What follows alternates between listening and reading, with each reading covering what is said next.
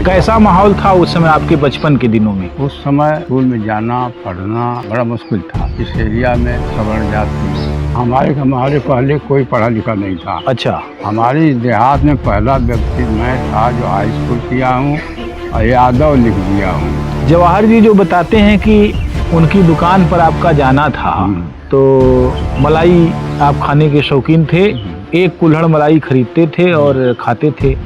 तो आपके शौक क्या पहलवानी और इस तरह की भी थे? मलाई जरूर इनके यहाँ से लेते थे डेली। अभी कोशिश करते थे कि ज़्यादा से ज़्यादा ले लें, इन बच्चों को ज़्यादा तकलीफ न हो। आपका जो अखाड़ा था वो कौन सा अखाड़ा बना? ये हम लोगों ने मेहनत किया, बिरहा को बिरहा बना दिया। बिहारी गुरु को आपने देखा था क्या? अखाड़ेबाजी इतनी तगड़ी हो गई थी, अगर हम कहीं किसी को बैठे न करे वह जन जाने उनकी हंसी है। पारस से आपका मिलना जुलना था कभी? पारस का कहना था कि देखो हम बिरहा गा रहे हैं, अगर तुम्हारे पास हो तो गाना नहीं तो सीधे से चौकी से करके चले जाओ। हीरा गाना से मजबूत नहीं थे, स्वर से मजबूत। जब आप चौधरी चरण सिंह के संपर्क में आए तो देश का जो खास तौर से उत्तर प्रदेश का जो परिदृश्य था राजनीतिक और सामाजिक रूप से क्या था? चौधरी साहब को जब मौका मिला है तो जो सारी मिनिस्ट्री अपनी बनाए बैकवर्डों के साथ बनाए। चौधरी साहब का व्यक्तित्व इतना ऊंचा था कि अकेले चले जाए तो चांदी सब आ गए। अपने लेखन से आपको कितना संतोष मिला?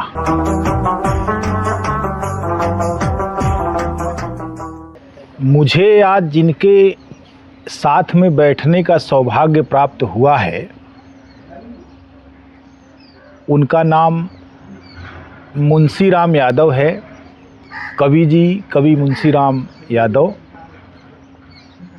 अब अपनी ज़िंदगी की शताब्दी की ओर बढ़ रहे हैं और उनके बारे में जो मैंने सुना था उसके मुताबिक आप देख ही रहे होंगे कि उनका रंग रूप और ढांचा कितना बुलंद रहा होगा। इस समय जिस गरिमा के साथ वे बैठे हुए हैं और जितने सुंदर दिख रहे हैं, अपनी जवानी के दिनों में जाहिर सी बात है और भी खूबसूरत रहे हैं और दूध मलाई खाने के बड़े शौकीन हुआ करते थे। मलाई खाने का बनारसी रिवाज जो है उनको उस दुकान पर खींच ले गया जो मन्ना जवाहिर लोकगीत गायक बिरहा गायक जो बनारस के हैं उनके बड़े भाई की दुकान थी और वहीं पर वे मन्ना और जवाहिर से परिचित हुए।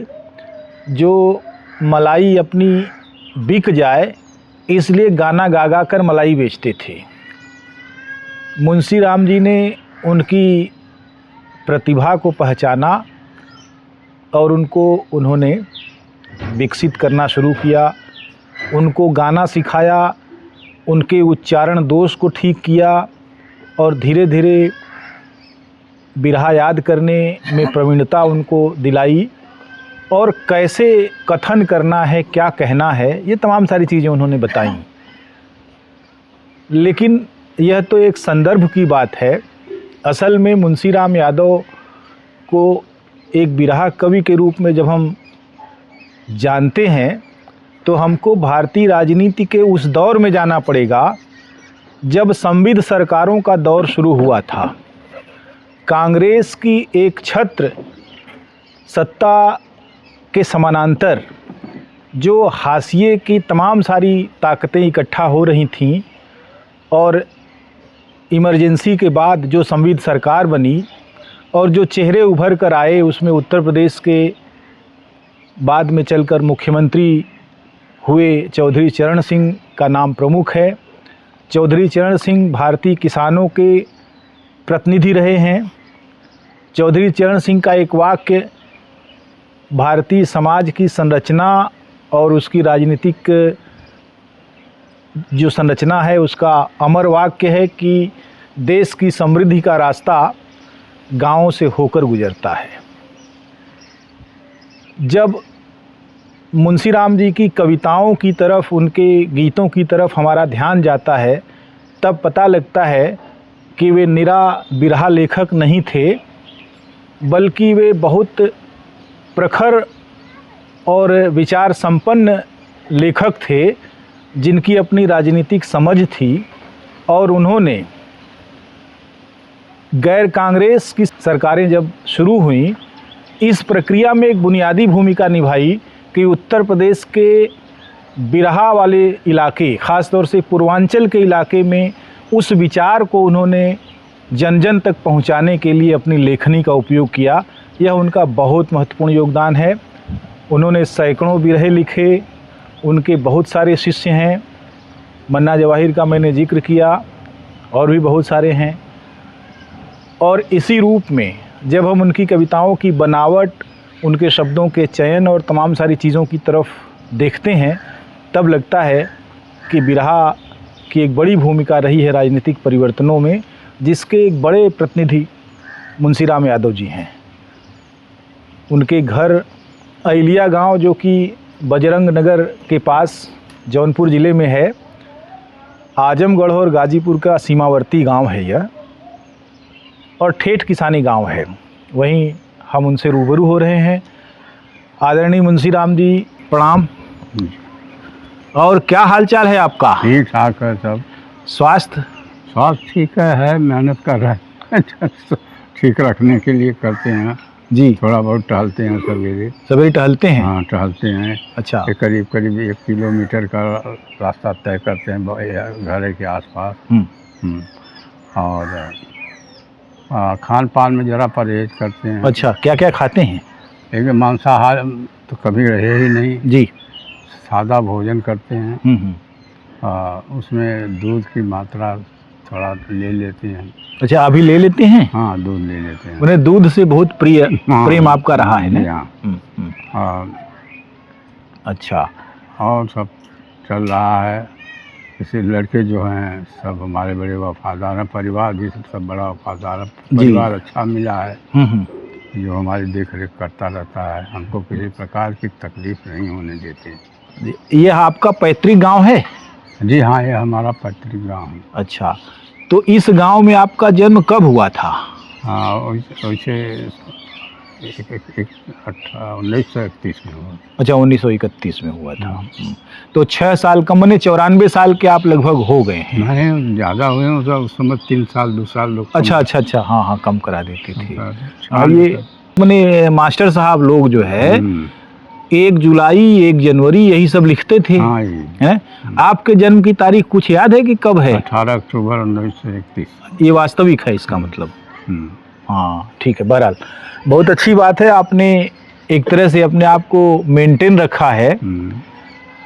तो पढ़ाई लिखाई फिर कितनी हुई आपकी, कहाँ हुई? वैसे हम हाई स्कूल इंटर तो श्री गणेश राय इंटर कॉलेज डोभी से किए थे जी। बीकॉम की परीक्षा यहाँ से दिए थे, DAV कॉलेज से जी। और इसके बाद उषा कंपनी में हम अकाउंट के पोस्ट पर हो गए। तो वहाँ से रह करके हम अपना कुछ धन भी पा जाते थे बिरहा से। लेकिन जवाहिर वगैरह थे, वहाँ बहुत से शिष्य हो गए। उनके लिए रात को बिरहा भी लिखता था, दिन में ड्यूटी करता था। अच्छा। अब मेरिटोरियल सर्विस के पुरस्कार भी हमको मिला। अच्छा। कंपनी से मेरिटोरियल सर्विस का पुरस्कार भी मिला है। और बाकी सब ठीक रहा। कुछ दिक्कतें हैं, जानते ही हैं, ये देहात है जी। कैसा माहौल था उस समय आपके बचपन के दिनों में? बचपन में हम लोगों का संघर्ष बहुत तगड़ा था जी।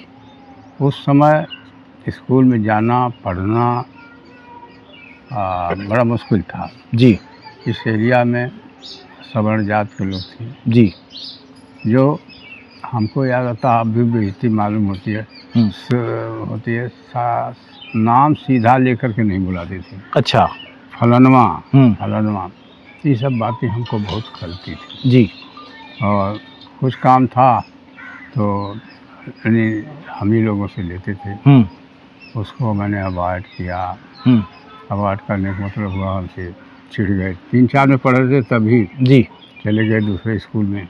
वहाँ भी गए तो वहाँ के भी हेड मास्टर यही कहे कि यहाँ भी पानी भरना पड़ेगा। तो हम कहीं केवल हम ही को करना पड़ेगा। हाँ, हाँ।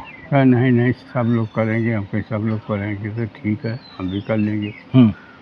उसके बाद भी वहाँ से चिट्ठी दिए पहले वाले स्कूल से, वो कहे भाई आप जाओ वहाँ वहीं पढ़ो, यहाँ नहीं हम पढ़ने देंगे। वहाँ से चिट्ठी आई। अच्छा। फिर लौट के यहाँ आए घर पर, तो कहा अपने पिता से कि हम तो वहाँ नहीं जाएंगे, हमको बड़ी परेशानी है। अच्छा। बताया, कहा ठीक है गुणेश बोलो ना, कहा भाई ले जाओ इनको और मास्टर से कह देना कि कुछ काम धाम नहीं करना। तो कहा ठीक है, कहा भेजो। बहरहाल वहाँ से प्राइमरी पास किए और बाकी शिक्षा इंटर कॉलेज मथुरा नगर है ना, जो भी कर रहा जी किए और फिर चले गए DAV कॉलेज किए। उषा कंपनी में भर्ती हुए और ईश्वर की कृपा से वहीं चौधरी साहब से हमारा संपर्क भी हुआ। अच्छा। अच्छा, ये बताइए मुझे कि आपके पिताजी ने गुणहित को भेजा, माने आपके पिताजी काफ़ी संपन्न रहे होंगे। हाँ हाँ। तो क्या करते थे आपके पिताजी? हमारे पिताजी घर पर खेती बाड़ी करते थे। अच्छा। हमारे पहले कोई पढ़ा लिखा नहीं था। अच्छा। हमारे देहात में पहला व्यक्ति मैं था जो हाई स्कूल किया हूँ और यादव लिख दिया हूँ। अच्छा। और कोई पढ़ाई लिखाई का हिसाब किताब किसी के पास नहीं था। बाद में लोग आए हैं, पढ़े हैं। जी। हाँ, तो आपने नौकरी जब शुरू की तो पहली नौकरी कहाँ मिली? बनारस में मिल गई। अच्छा, बनारस में मिल गई। तो बनारस में रहे 4-5 साल। इसके बाद कानपुर चले गए। अच्छा। कानपुर से ट्रांसफ़र हुआ, फिर लखनऊ ज़्यादा दिन तक रहे, 15-20 साल। और लखनऊ से रिटायरमेंट भी हुआ। जवाहर जी जो बताते हैं कि उनकी दुकान पर आपका जाना था, तो मलाई आप खाने के शौकीन थे, एक कुल्हड़ मलाई खरीदते थे और खाते थे। तो आपके शौक क्या पहलवानी और इस तरह की भी थे? ऐसा था कि बचपन में पहलवानी तो भाई सभी लोग करते थे, उसमें रिवाज था, घर के सभी लड़के जाते थे अखाड़े में। हाँ हाँ। और मैं भी जाता था और इसकी शौक भी थी, मेहनत पानी सब करते थे वहाँ बनारस रह करके भी। जी। और खाने के लिए मलाई जरूर इनके यहाँ से लेते थे डेली। और ये कोशिश करते थे कि ज़्यादा से ज़्यादा ले लें, इन बच्चों को ज़्यादा तकलीफ ना हो। हम बाद में थरिया में जो कुछ रहता था ले चले आते। अच्छा। खाते होते थे। ये सब गाते थे। तो उसमें हमको बड़ा अच्छा लगा। तो हमने कहा भाई तुम गाते भी हो लेकिन कोई गाना याद है? कहें गाना होना जवाब, कहें गाना होना तो नहीं याद है, इसी तरह जो सुना हूँ थोड़ा बहुत गाता हूँ। तो हमने कहा कि हम दें, सीखोगे? कहा हाँ हाँ सीखेंगे। मैंने कहा अच्छा ठीक है। अब उनको लिखने लगा, लिख करके देने लगा, वो भी हमारे यहाँ आने जाने लगे। जी। एकदम परिवार जैसा हो गए। और जहाँ ये ज़रूरत पड़ती थी वहाँ भाई हमारे हो।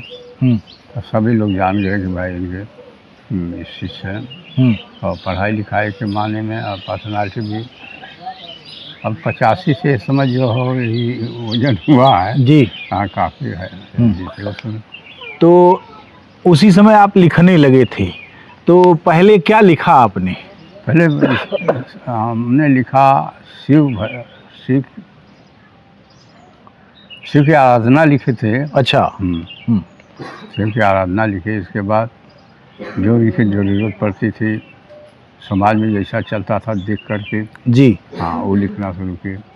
और चूँकि उसमें बड़ा अखाड़ेबाजी थी, अखाड़ेबाजी होने से अब इसके पहले तो हमारा नाम बिरहा में नहीं था। यहाँ के लोग बिरहा में बहुत बाद में जाने हैं कि बिरहा में लिखते हैं, जब सब रेडियो से आने लगा। तो अकेले लिखने वाले इस अखाड़े के मैं शुरुआतें किया। तो हमको मेहनत करनी पड़ती थी हर अखाड़ों से। तो हर अखाड़े की मेहनत करने का मतलब जवाहर के साथ भी मेहनत करनी पड़ती थी। जी। उनको बताना, समझाना, कैसे अदायगी होगी, कैसे होगा, सब करते रहते। डेली शाम को वहाँ से ड्यूटी से जब छूटते थे तो इनके घर पहुँच जाते थे। अच्छा। डेली की बात है, रोज में है। और वहाँ बैठ करके इनको लोगों को समझाते बुझाते थे। और ये है कि बड़े प्रेम से ये लोग बड़े लगन के साथ याद करते थे। आज लिख करके दिए शाम को तो सवेरे याद। अच्छा, इतना तेज थे। हाँ, इतना याद करते थे। कहीं प्रोग्राम परसों है इनके पास नहीं है तो पहुंच जाते थे, गुरु जी ये चाहिए, हम लिख करके भी दे देते थे, याद करके गा लिए। इस तरह से जब चौधरी साहब के साथ संपर्क हुआ है उस समय अब जो नहीं जानते थे वो भी जानने लगे। और मैंने लिखा जब आके राष्ट्रमंच पर चरण सिंह ललकारा, उज्जैन में देश हमारा फंस गया। उस समय चौधरी साहब कहे भाई सवाल सुनो और सुनाओ एक आध। अब वो गा कर सुना सकते, बहुत मानने लगे। इधर जितनी मीटिंग होती थी सब ढोलक हारमोनिया का ताल के साथ हमारा इनका जाना जरूरी हो जाता था। अच्छा, जहाँ कहीं भी मीटिंग हो उसके पहले पहुँच जाते थे। और यहाँ गाना वाना होता था। ऐसी बात एक बार की बात है कि बनारस में प्रोग्राम चौधरी साहब का लगा। उस समय ये थे, क्या नाम था उनका, शिक्षा मंत्री का कैलाश। अच्छा, कैलाश का समय अभाव है, विधा नहीं होगी। इन्होंने मना कर दिया, गए नहीं। और चौधरी साहब गए, कहें रे भाई वो लड़के भजनिक कहाँ हैं? कहा कि वो तो इधर उधर देखने, कहें वो तो नहीं आए हैं। कहें बुलाओ उसको, कहाँ गए? अभी बुलवाए गए, गए तो जब गाना गा लिए तब बैठे। कहीं कहीं तो ऐसा होता था कि जब मैंने लिखा देशवा ने अब लोग भिखार रही हैं हो चरण सिंह का एलनवा, तो उसमें भी लिखे थे क्यों हमारा भारत गरीब नहीं रहेगा, कैसे कैसे सब लिखे थे। चौधरी साहब फिर से बैठ गए थे, फिर खड़ा हो गए। अच्छा, जवाहिर हमको आज खड़ा कर दिया। फिर उस पर लगे बोलने। तो चौधरी साहब का ये था कि बहुत मानते थे और उन्होंने कहा कि कहीं जाने की ज़रूरत नहीं है, यह हमारा जो है का बिल्डिंग, इसमें रहो तुम, कहीं जाने की तो वहीं रहता भी था। कार्यालय था, बहुत बड़ा कोठी थी जी, तो वहीं रहते थे। वहीं से ड्यूटी वगैरह करते थे। चौधरी साहब के आशीर्वाद से चौधरी साहब तो यहाँ तक कह गया तुम नौकरी करते हो, चलो हम फलानी जगह से तुमको लड़ा देते हैं। अच्छा, तो मैंने कहा साहब ऐसा है कि हमारे लड़के पढ़ गए हैं और अर्निंग हैंड हम ही हैं, अगर हम नहीं सफल हुए तो अधन्य हो जाएंगे। कहें भाई एक मीटिंग की जगह हम 3 मीटिंग ले लेंगे, कैसे नहीं निकलोगे? अब सब लोग हमको कहने लगे। हम कहें भाई ठीक है, आप लोग कह रहे हैं, हम समझ रहे हैं, लेकिन अपनी परेशानी भी कुछ है जी। तो कहा ठीक है, तुम नहीं मान रहे। राम बच्चन ने कहा यार तुम खड़े हो जाओ, किसी को कहते भी नहीं है। हम कहे राम बच्चन जी हमारे पास दिक्कत है, यह दिक्कत है, अगर हम कहीं फिसल गए, सबके सब तो पास नहीं होंगे, उसमें हम फिसल गए तो हमारे लड़के दोनों खराब हो जाएंगे, आगे का भविष्य खराब हो जाएगा। उस समय लोग सीट के लिए मारामारी कर रहे थे और बाद में तो मामला ये हुआ कि विधायक होना ऐसे लगा कि विधाता हो गए। हाँ, है ना। और चौधरी साहब के समय भी वो बहुत छांट के आदमी रखते थे जी। अगर सुन लेते थे कि जरा भाई इनके चरित्र में कोई दोष है ना, तो उनको टिकट नहीं देते थे। राज बहादुर यादव को पता चला कि टिकट के लिए आए हैं, तो इंटरव्यू के समय उन्होंने पूछा भाई अपना परिचय दीजिए, परिचय दीजिए। वहाँ तो कह दिया कि 2 शादी की हूँ। कहा तुम एक बात बताओ, जब तुम्हारी पहली बीवी को औलाद थी तो तुमने दूसरी शादी क्यों किया? राम प्यारे जी, राम प्यारे बनारस के थे अध्यक्ष, इसको टिकट मत दो। अच्छा, अब सब लोग खड़बड़ा गए ना, कहीं इसको टिकट मत दो, अभी कांपे लगना। तो राम प्यारे जी कहने आ गया बाहर है ना, घबराओ नहीं, हम लोग कुछ कहेंगे। जो बनारस आए, बनारस से खबर दिए कि हम आ रहे हैं जौनपुर में, तो हम लोग किराकत गए। किराकत से वहाँ तैयारी हो रही थी उनके यहाँ जाने की। फिर हम जी ने दिया कि आपको वहाँ चलना है। कहें कहाँ? कहें रारी क्षेत्र में। कहें कौन खड़ा है? राज बहादुर यादव। अरे कहें जो 2 बीवी रखे हैं। अच्छा, हम वहाँ नहीं जाएंगे। अच्छा, अब वहाँ आदमी बैठे हुए हैं, तमाम लोग बैठे हुए हैं। कहें अरे आदमी सब नाराज हो जाएंगे, हम कहीं से हमसे कोई मतलब नहीं, न वोट देंगे। नहीं गए। मैंने इतने नैतिक थे, इतने नैतिक। अरे भाई अगर वो जा रहे हैं पता चला कि सरकार गिर गई जी। तो गाड़ी वहीं छोड़ देते, शहर में पहुँचे गाड़ी वहीं छोड़ देते थे, दूसरी सवारी मंगा कर घर को पहुँचते थे। इतने ईमानदार थे। और क्षेत्र में जाते थे अपने, कभी हाथ से पैसा नहीं, डिग्गी में रख दो। और वहाँ पहुँचने के बाद कार्यालय का जो अध्यक्ष था उसको बुलाते थे, कहीं गिन करके जमा कर देना, लिस्ट हमको दे देना। इतना बड़ा ईमानदार है, विश्वासी होना बहुत मुश्किल है। चौधरी साहब ने जो काम किया बड़ा उत्तर प्रदेश में, वो है भूमि सुधार अधिनियम लागू किया उन्होंने। जमींदारी जी। तो उसमें यह हुआ कि जमीन जोतने वालों के पास आई, ये बहुत बड़ा काम था। बड़ा काम हुआ, लेखपालों को निकाले। हाँ, लेखपालों को निकाले, सब जातियों के लेखपाल। जी। बहुत बड़ा काम। तो उसके साथ तो ये हुआ कि बाद में सामाजिक न्याय की लड़ाई अगर मजबूत हो पाई तो उन्हीं खेतिहरों के बूते पर हुई। अच्छा, मुझे ये बताइए कि जब आप बनारस में गए तो बनारस में उस समय कौन कौन लोग कवि लोग थे कि जिनसे आप मिलते जुलते थे, जिनसे आपकी बात विचार संवाद होता था, बहसें होती थी, कौन लोग थे? ऐसा था कि हम सर्विस में अकाउंटेंट के पोस्ट पर थे। अच्छा।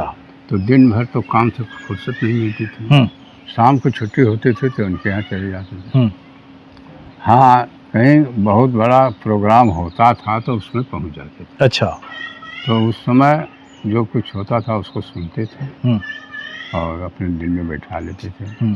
और बाकी जवाहर भी अपना जब ज़रूरत पड़ती थी, गुरुजी वो ये गा रहे हैं, हमको चाहिए, उसको लिखना। इस तरह से हमको यानी रात में 2-3 घंटा सोते थे। अच्छा। लेकिन मेहनत करने का फल ये हुआ कि लखनऊ गए, वहाँ भी हमारे शिष्य हैं जो गाते रहे, कानपुर में भी गाते रहे जी। और ये बनारस में भी हम समझते थे नौ कलाकार हो गए हैं। तो सेवा मिलने में बड़ा आनंद आया हमको। और बिरहा की लाइन जानने के लिए हमारे पिता भी गाते थे। अच्छा, क्या नाम था उनका? बनवारी यादव। अच्छा, क्या बात है। बिरहा खुद गाते थे, हरी खेलते थे। अच्छा। पहलवान टाइप के थे। तो बचपन से जिस घर में आप रहिए तो सुनते सुनते हाँ सब मालूम हो जाता है जी। तो लाइन तो उन्हीं से मालूम थी। तो बाकी जब ज़रूरत पड़ी है इधर उधर से पढ़ लिख करके, अब पढ़ना तो पड़ता ही, अगर पढ़ेंगे नहीं तो लिखेंगे। तो आप उस समय किताबें वगैरह दूसरी पढ़ते थे? हाँ, अन्य किताबें हमने लिखा, केकसी, कलावती, कौशल्या, कैकई, कुंती, 5 गर्भवती भई 5 मंत्र से। तो इन 5 का इतिहास हमको पढ़ना पड़ा। पढ़ने से ही मिला ना जी। इसी तरह से बिना पढ़े तो मालूम नहीं होता। तो आपका जो अखाड़ा था वो कौन सा अखाड़ा बना? पत्तू के नाम से शुरू हुआ। अच्छा। पत्तू पत्तू रमन और 4 उनके शिष्य थे बिहारी गुरु के। शिष्य तो 12 ठो हैं, लेकिन 4 ठो बहुत प्रसिद्ध हो गए। हाँ, 4 ठो उनके बिहारी गुरु को 4 जी। उन चारों में पत्तू गुरु भी थे। जी, पत्तू गुरु थे। तो पत्तू गुरु से हम लोगों का सिलसिला इसे देखने के लिए गए थे। जवाहर जी साथ में गए थे। तो सोहित यादव एक थे। हाँ, कैथौलिया। जी। तो हमसे कहें कि भैया सिन्नी चढ़ा जाए। अच्छा। तो हम कहें सिन्नी क्या होती है? अच्छा। अरे गुरु जी हम उनको सिन्नी हम कहें कहा होते अरे तो बतासा ले ले, पान ले ले। अच्छा, बतासा। उसमें मिठाई तो सस्ती थी, फिर भी बतासा। अच्छा। बहुत बतासा मिठाई ले गए, चढ़ाए, बप्पी ठोक दी। तो फिर जवाहर गए, हमने गाना भी जैसा माहौल रहता था वैसा लिखते थे। जी। जवाहर के गाने से बड़े खुश हुए। लोगों का ठीक है भाई, लड़का या सेकंड बुल्लू है। बुल्लू का नाम था तो सेकंड बुल्लू है, गाएगा अच्छा। मन्ना जवाहिर आपके साथ थे, साये की तरह और आपके बच्चे की तरह थे। और इसके लिए आप कई बार आलोचना के भी शिकार होते थे। हाँ, होते थे, है ना? लोग क्या बोलते थे? लोग बोलते थे कि इतना बड़ा आदमी होकर के यहाँ क्यों आता है। अच्छा। इनके ही महल्ले के लोग कहते थे। हाँ। इतना बड़ा आदमी होकर के इनके घर आता है बच्चों के साथ ही। उस समय जो समाज की बोलियाँ थी, हम्म, अरे यही कितना सयान होना तो विधायक छोड़ता क्या बात है। यही अच्छा, कहते थे। हाँ हाँ, तो ये सब सुनना पड़ता था, जी। लेकिन हम जानते थे कि भाई अभी सुन रहे हैं, हम्म, इसको साफ किया जाएगा। हम्म, ये हम लोगों ने मेहनत किया, बिरहा को बिरहा बना दिया। जी जी। सब लोग मान गए कि बिरहे के मुकाबले कोई विचार अभिव्यक्ति का साधन नहीं है। तो ये बताइए कि बिरहिया तो अब कवियों को सिन्नी चढ़ाते रहे, माने कवि गुरु होने का, कवि गुरु होता ही है, ऐसा जो है संस्कृत साहित्य भी यही कहता है। लेकिन क्या कवि भी कवियों को गुरु मानते थे? देखिए ऐसा है हाँ कि अब उस समय जो अखाड़े बाजी चलती थी, जी, सब लोग अपने तरफ खींचने के लिए अगर कोई लेखक रहता था तो खींच लेते थे। तो अगर हमको पता ये नहीं था कि हमको सीढ़ी चढ़ाना, हमको शीश बनना, उन्हीं लोगों ने बताया कि ठीक है तो चढ़ा दो, अब से तुम बिरहा लिखो भाई। अच्छा, तब ये और कोई बात हम लोग समझ नहीं आते। बिरहा भाई अब ये लोग गाते थे, हम बनाते थे, इसमें किसी का योगदान नहीं। अच्छा, इन लोगों ने आपको सिन्नी चढ़ाया कि नहीं? नहीं चढ़ाया। चढ़ाया था। तो क्या बतासे से या मलाई से? सब तो मिठाई आ गई। अच्छा, हाँ। तो मिठाई आ गई, धोती आ गई, कुर्ता आ गया, काका, तब पूजा होने लगी। अच्छा, हाँ हाँ हाँ। पहले हम लोगों को इतनी उसमें इज्जत थी, तिरवाई का गांव था, सब लोग अगर किसी प्रकार पहुंच गए ना, अरे देखो यार कवि जी आ गए, कवि जी। आज कोई पूछने वाला भी नहीं। आजकल कवियों को तो कोई जानता ही नहीं है। कवि लोग, बल्कि मैंने देखा बिरहियों के आसपास जो है चौकी पर उनके जाके बैठते हैं ताकि एक आध माला वाला मिल जाए हम लोगों के, हो कि नहीं? बिल्कुल सही बात। हाँ। अच्छा, पहले आपके ज़माने में तो बिरहा बहुत होता था, बहुत होता है, बहुत होता। लेकिन बाद में, अच्छा आप ये मुझे बताइए कि आपकी उम्र तो बहुत है, मेरा ख्याल है आप बनारस में सन 50 के आसपास गए होंगे, सन 50 या 55 के आसपास, करीब नहीं रहा होगा, है ना? बाद में तो पत्तू जी तो जी रहे उसमें, रहे 76 तक रहे, लेकिन बिहारी गुरु को आपने देखा था क्या? बिहारी गुरु को तो नहीं देखा था। अच्छा, हमारे पिताजी गाते थे तो उनका नाम लेते थे। अच्छा, बिहारी का नाम लेते थे। हाँ हाँ। तो उससे उनको पता चला, हमको पता चला उनके लड़के जो थे वो भी पढ़े लिखे तो नहीं थे, उनको बाद में लोग गुरु माने, लेकिन चला नहीं, मुँह से खाली मुँह से चला नहीं पाए। और बिहारी के बाद सब चारों शिष्य इनके अच्छे गणेश रहे, पत्तू, रमन और सरजू, चार। तो इन चारों में से आप किससे किससे मिले थे? इन चारों में से ऐसा एक बात हम बता दें कि अखाड़ेबाजी इतनी तगड़ी हो गई थी कि अगर हम कहीं किसी के बैठे न कह रहे वह जन जाने उनकी यहाँ सीख है। अच्छा, ये भी बात थी, ये भी बात थी। हाँ, हाँ, अच्छा, हाँ, गाते समय कह रहे यार वो तो चले न मिल के गई हैं पैसा डाल। मैंने ये लोग जो है छोड़ते नहीं थे, इस करवट बैठिए तो कहते थे उधर कुछ गड़बड़ होगा, इधर बैठिए तो ये बात बोलते थे। आपके अखाड़े में धुरंधर गायक थे बुल्लू, शिवमुरत भी थे उसी में, प्रसिद्धन कवि भी थे। तो ये जो इतना जमावड़ा था, उस जमावड़े के साथ आपका कैसा रिश्ता था? ऐसा था, व्यक्तिगत रूप से तो हमारी किसी की दुश्मनी थी नहीं जी। सब लोग जानते थे कि नहीं एक भले आदमी हैं, भले घर पे हैं, इसमें कोई दो राय नहीं थी। जहाँ तक शिवमुरत का प्रश्न था तो सोहित हमारे समधी थे। अच्छा, उनका शिष्य वो थे। ये जो और लोग बाकी जो थे, जलन इसलिए रहती कि कुछ बिरहा हम ऐसा लिख दिए थे, अच्छा, कि उन लोगों के पास नहीं थे। उन लोगों ने शर्त लगाया कि अब बिरहा नहीं गाएंगे तब इनके साथ गाएंगे, नहीं गाएंगे। अच्छा, मैंने ये बिरहा नहीं गाना है? हाँ, ये बिरहा नहीं गाना। तब इन्होंने हम कहे इनसे, ठीक है भाई, हमको गाना है, जो कहेंगे वो गाएंगे। अच्छा, अच्छा, एक और गायक थे पारस। पारस से भी तो इनके बड़ा जम के हुआ कई बार। तो पारस से आपका मिलना जुलना था कभी? पारस का इसके पहले तो वो हमको जानते थे, हम उनको जानते थे, और कोई ख़ास बात नहीं थी। पारस बनारस में एक बिरहा गाते थे, कि कौने पिया के देहनी ठोकर मार तनी बतवले जा एक से गाँव के थिरक कर चली कैसे रहे बाल बालन की मंडली कैसे जमा कलंकार में गाँव तन से जब रख गया तो हमसे कहना गुरु जी कल तो पारस से बिरहा हो यही बिरहा गाएंगे फिर हमको दिक्कत होगी गाँव में। अच्छा। हम कहें अच्छा ठीक है। रात भर मेहनत किए दोनों का उत्तर लिखे। अच्छा। सुख सागर में मिल गया दोनों को लिख कर दिए याद भी कर लिए। गाँव में गए तो पारस का कहना था कि देखो हम बिरहा गा रहे हैं, अगर तुम्हारे पास हो तो गाना नहीं से सीधे से चौकी से उतर के चले जाना। वाह, चुनौती थी। हाँ। तो मैंने लिखा था लेला उत्तर कैला जौन सवाल पारस सुन ले जा टेढ़ी होकर रख दिए तो बिरहा दिए। तो उन्होंने कहा कि अरे भाई पहले तू गा के बैठा हमारा नंबर हो जाओ तो जवाब न दे तब ऐसा बात कहे कि उठना तो वो तो जानते ना कि जब बड़का गवैया ना दे पाने जवाब तो क्या देंगे। हाँ। ये उठे और यह लेला उत्तर कैला जौन सवाल पारस सुन ले जाए इतने पर पब्लिक इतने पर तो बोली पीटी। अब बड़ी इज्जत हुई।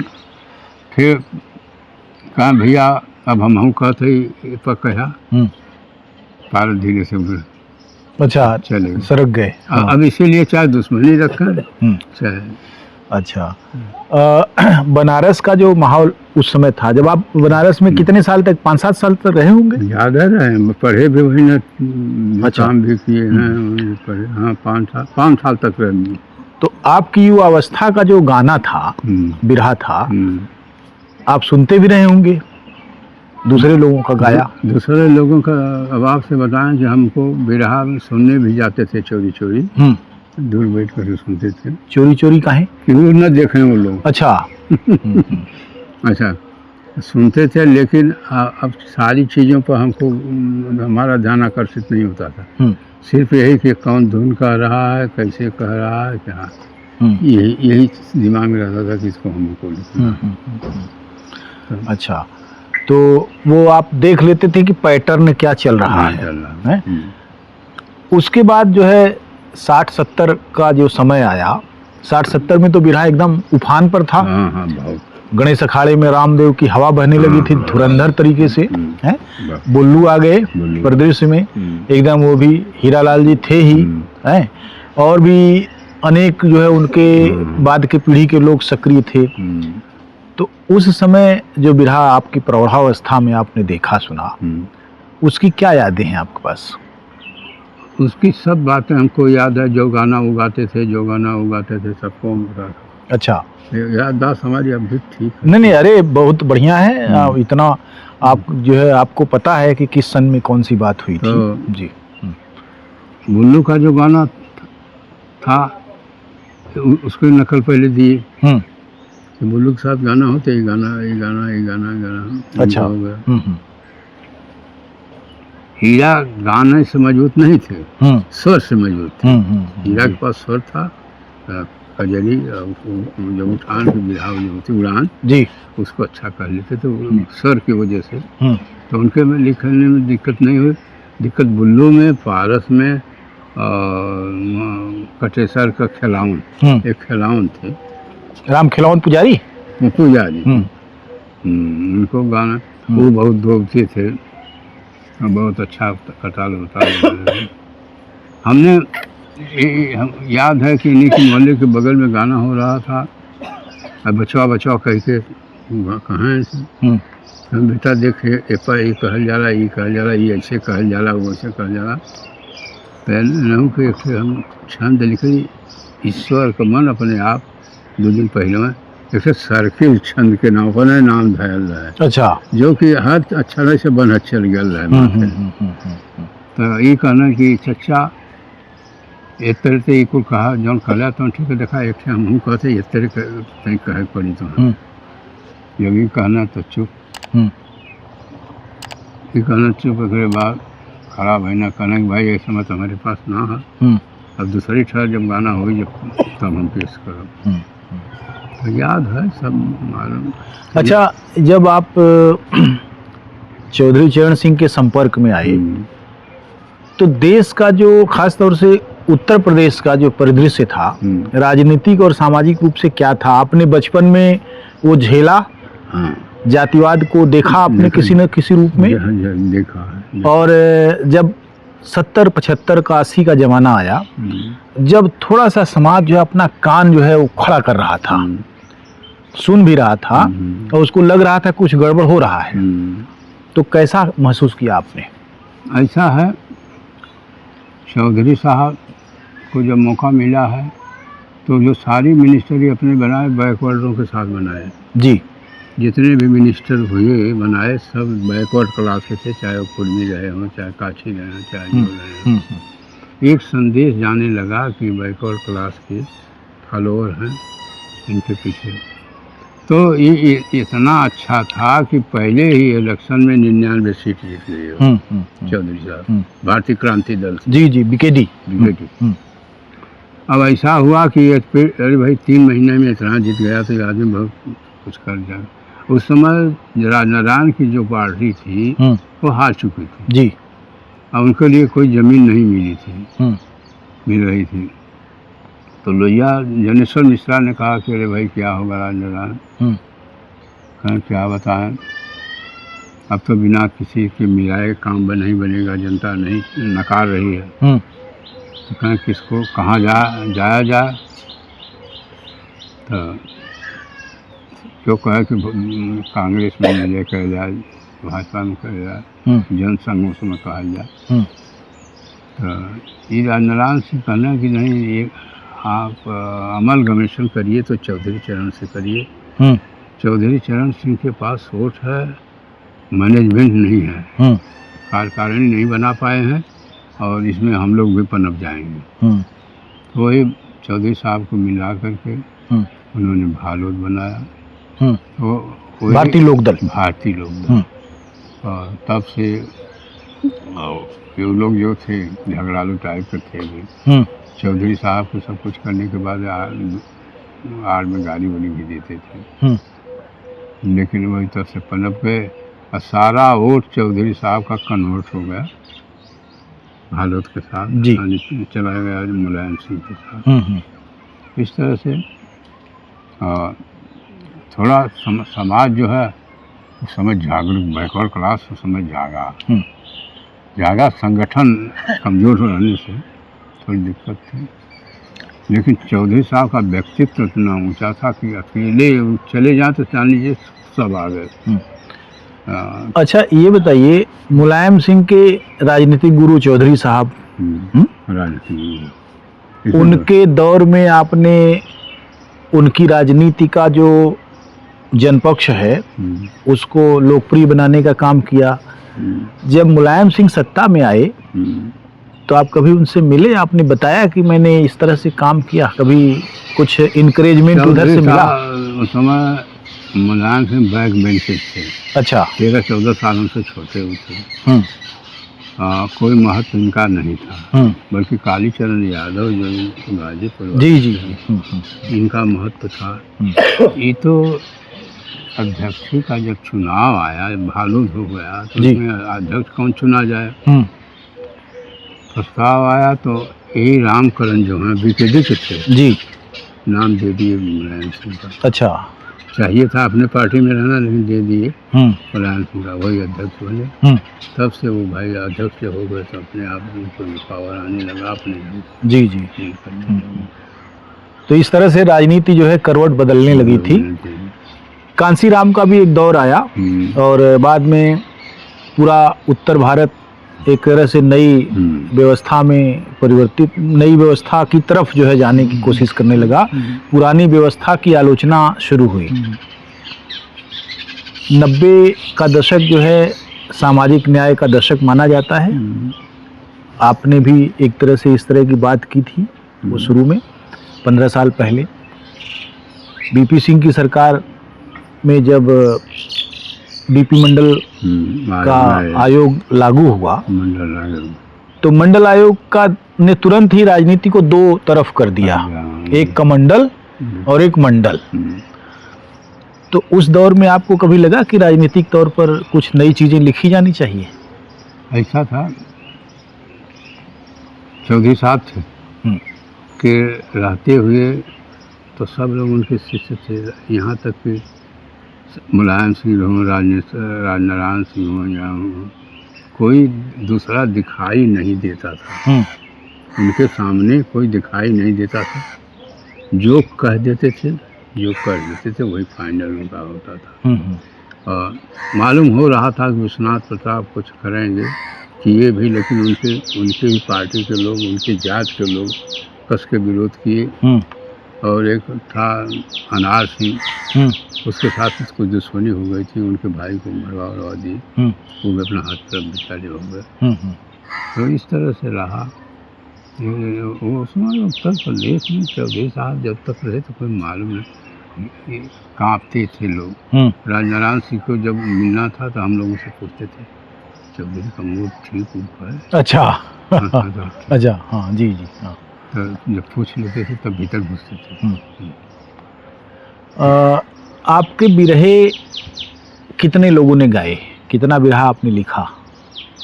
बिरहा की संख्या तो बहुत रही होगी। अच्छा। तो चलते जाते थे तब भी लिखते थे, लखनऊ में भी लिखे, कानपुर में भी लिखे, कुछ वहाँ रह गई, कुछ यहाँ आ गई। इनके पास भी सैकड़ों से ज़्यादा होगी, कम नहीं होगी, क्योंकि हर वक्त ज़रूरत पड़ती थी, लिखते थे। मतलब 400-500 बिरहा जवाहिर के पास हैं। आपके शिष्य कानपुर में भी हैं, लखनऊ में भी हैं, और भी हैं, तो कुल मिला के 1000 के करीब बिरहा आपने लिखा होगा। लोग गीत तमाम लिखे, चच्चर परपंच लिख करके कर देते थे। अच्छा। लखनऊ में शंकर जो है टीवी गायक था, वो हमारा शंकर जी जो यहाँ के आजमगढ़ के हैं। हाँ, आजमगढ़। हाँ, हमारा। अच्छा, ये मैं पूछ रहा हूँ आपसे कि बिरहा में इतना आपने काम किया और एकदम डिफरेंट तरीके का काम किया आपने, अपने लेखन से आपको कितना संतोष मिला, कितनी खुशी मिली? बिरहा से खुशी मिलती रहती थी, इसलिए मिलती रहती थी, जब सुन लेते थे कि जवाहर का बिरहा सबसे अच्छा होगा। अच्छा। तो समय पर खुशी होती थी। अब प्रोग्राम डेली का डेली, एक आध दिन बरक जाता था, नहीं होता था, नहीं तो देहात में यहाँ था। जवाहिर यादव के प्रति आपका जो प्रेम है वो ऐसा लगता है द्रोणाचार्य का अर्जुन के प्रति है। और द्रोणाचार्य का एक कलंक ये है कि द्रोणाचार्य ने अर्जुन को सर्वश्रेष्ठ धनुर्धारी करने के लिए किसी का अंगूठा भी कटवा लिया, एकलव्य का। क्या आपने कभी ऐसा काम किया? सब काम हम नहीं करते। हाँ, ऐसा है कि ये है कि हम जवाहिर की न बदनामी सुन सकते थे, न शिकायत। अगर हमें कोई कहता था तो हम उसका जवाब दे देते थे। बहुत अच्छी बात है। हाँ, कोई कुछ कह नहीं पाया। चूँकि हम उस समय अच्छी जगह थे भी, हमारे नाम से इनका शिक्षित वर्ग में ज़्यादा नाम हो गया, और शिक्षित वर्ग में नाम होने से और ज़्यादा पनप गए। तो बिरहा को लेकर जो आपने इतना काम किया, तो आपको कुछ सम्मान वगैरह मिला? सम्मान अब हम आपको बताएं,